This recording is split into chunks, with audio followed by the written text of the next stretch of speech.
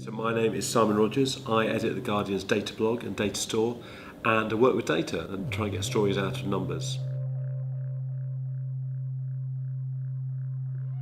So, what is open data?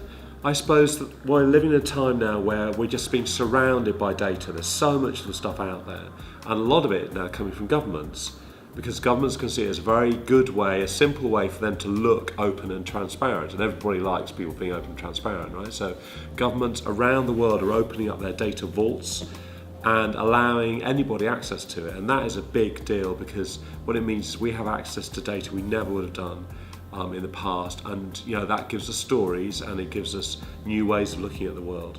And then suddenly with WikiLeaks you had a big story that you could only get out of data and out of data analysis, and that kind of changed how data journalism was perceived, I think, certainly inside this organisation.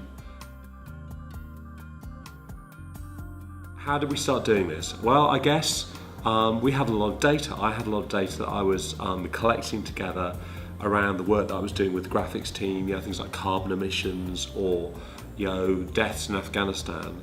And we were just collecting this information anyway, and we thought, what would happen if we just published it? We made it available for anybody to use. And so we did, and the response has been that now the data blog and data store is a very, very popular part of what The Guardian does online, and it's something that a lot of people are very interested in. I think one of the most interesting things, and it kind of goes hand in hand with the open data movement, is this idea of direct democracy and how people feel they have a right to access everything, and how data can kind of complement those movements. So say you look at the Occupy movement, I think what's really interesting is how interested in data that movement has been. I mean, the 99% versus the 1%, this is a data query, right? And also the way that they've managed to use data to kind of show what's happening around the world.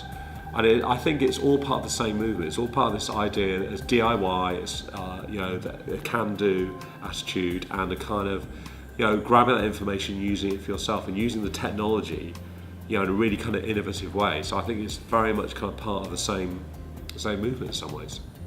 And most of the freedom of information requests are not from journalists. They're from campaigners or people who are interested.